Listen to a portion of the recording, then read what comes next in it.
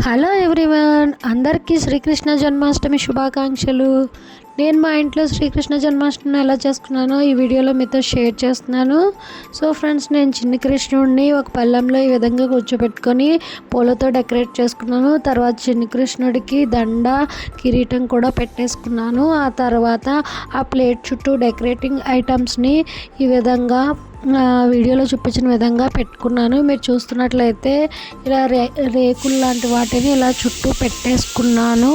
ఆ తర్వాత నైవేద్యంగా అటుకుల పాయసంని చేశాను.